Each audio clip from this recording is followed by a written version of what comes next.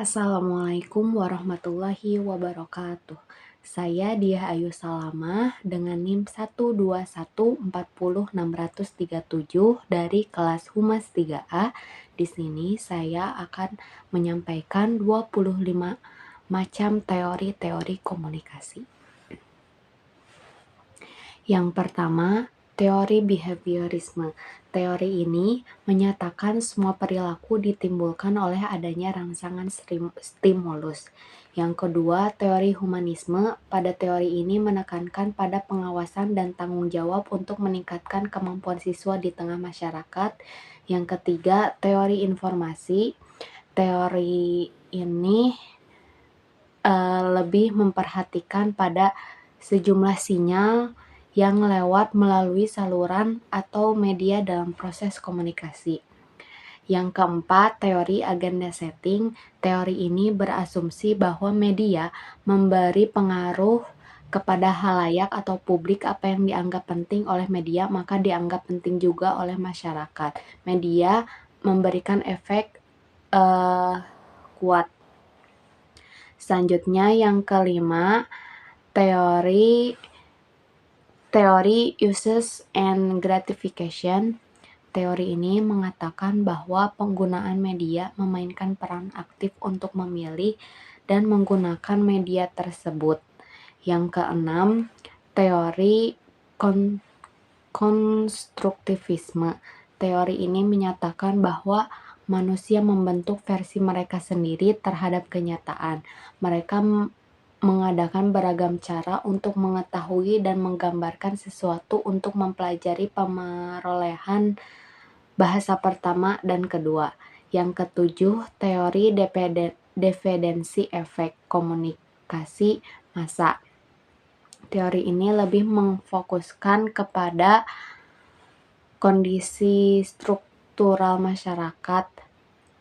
Kondisi ini berkecenderungan akan terjadi suatu efek media massa. Yang kedelapan, teori kognitivisme. Teori kognitivisme mengedepankan proses belajar dibandingkan dengan hasil proses itu sendiri. Yang kesembilan, teori nativisme. Teori ini berpandangan bahwa manusia satu-satunya makhluk Tuhan yang dapat berkomunikasi secara melalui verbal. Yang ke-10, teori sibernetik. Teori ini merupakan suatu sistem pengontrol yang didasarkan pada komunikasi antara sistem dengan lingkungan dan sistem itu sendiri. 11, teori ketergantungan. Teori ini Fokus teori ini terletak pada kondisi struktural yang ada di masyarakat. Fokus ini sangat cenderung mudah untuk dipengaruhi oleh media massa. Yang ke-12, teori inokulasi. Teori ini mengungkapkan lebih baik membekali terbujuk dengan argumen sanggahan daripada membiarkannya tidak siap menyangkal perspektif lawan. Yang ke-13, teori kultivasi. Teori komunikasi ini membahas mengenai efek dari komunikasi massa, efek yang bersifat kumulatif dan lebih berdampak pada tatanan sosial budaya dalam masyarakat. Yang ke-14, teori spiral of silence. Teori ini berkaitan bagaimana terbentuknya suatu pendapat umum dalam masyarakat. Yang ke-15, teori norma dan budaya. Teori ini beranjak daripada pengaruh media massa yang kuat mengenai suatu hal. Ke-16, teori belajar sosial. Teori ini menunjukkan pentingnya proses mengamati dan meniru perilaku, sikap, dan emosi orang lain. Yang ke-17, teori birokrasi. Teori ini digunakan untuk komunikasi organisasi untuk mencapai komunikasi organisasi yang efektif.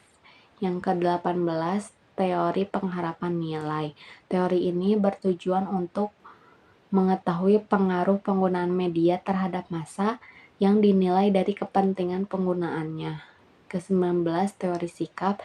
Teori ini menjelaskan bahwa pengalaman individu, pengetahuan, dan perilaku komunikasi sebagian besar dibentuk oleh kelompok sosial di mana mereka aktif.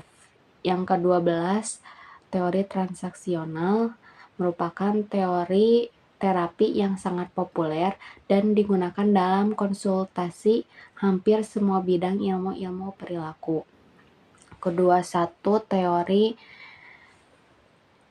difusi inovasi. Teori ini menjelaskan bagaimana suatu inovasi disampaikan melalui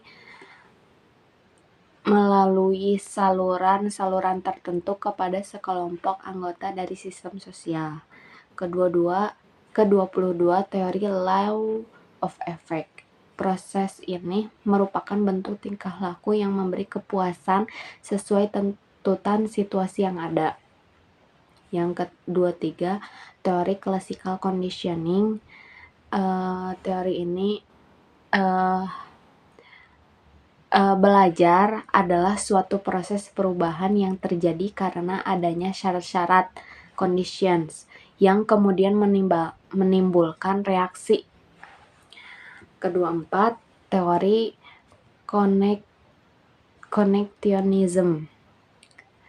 Menurut teori trial and error, mencoba-coba dan gagal, artinya itu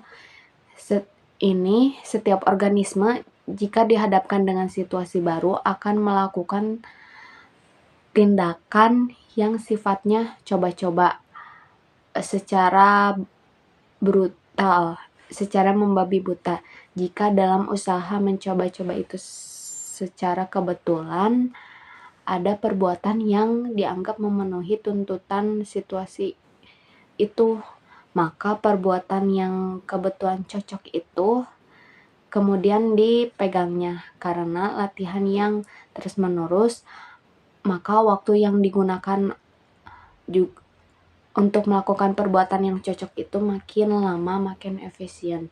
Yang terakhir, teori operant conditioning